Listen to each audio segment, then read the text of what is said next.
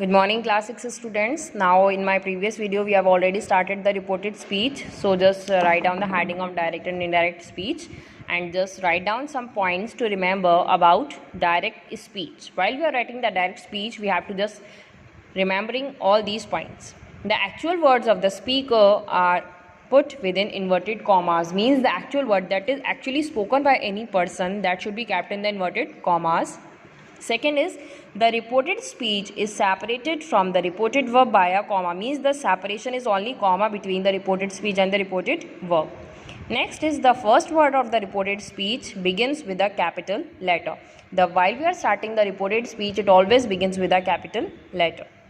Now some points to remember about the indirect speech. While we are writing the indirect speech, we have to just remembering all these points, like no inverted commas are used. While we are writing the indirect speech, there is no inverted comma, and the comma separating the reported verb and the reported speech is removed. Means in the direct speech we are using the comma for the separation of reported speech and the reporting verb, but in the indirect speech there is no comma.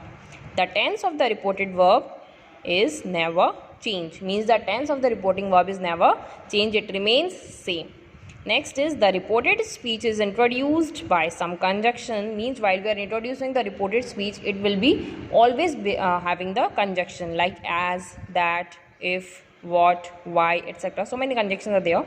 We have to use it accordingly to the rule.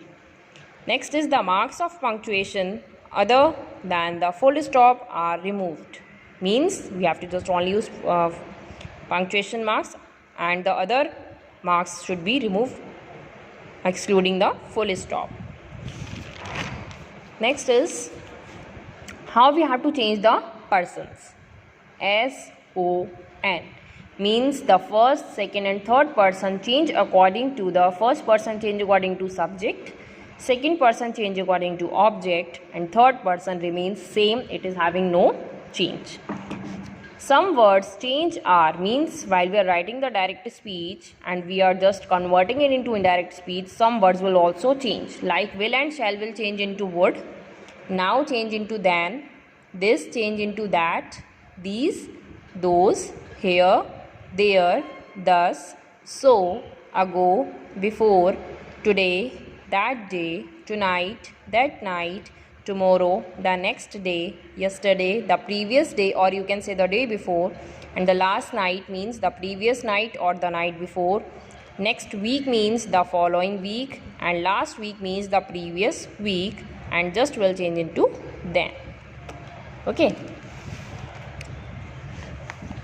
Now just write down the rules of changing pronouns. How we have to just change the pronouns. We can recall them. First rule is pronouns of first person in reported speech are changed into the person of the subject of the reporting verb.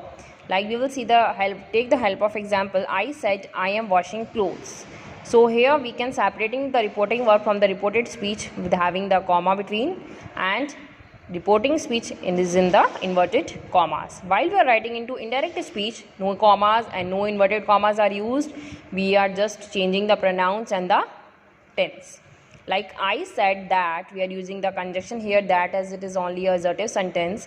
I remain same, that is also in a first person case, and am washing means it is in a present continuous tense. We have to change it into past continuous tense, means I was washing clothes. So the pronouns of the first person in the reported speech that are changed according to the subject of the reporting verb, means this is the subject of the reporting speech and it is also the subject of the reported verb. This will change according to the reported verb subject, but it is also same, so we only use I, we don't change it here. Now we will continue the next rule, all these rules in the next video. Thank you class.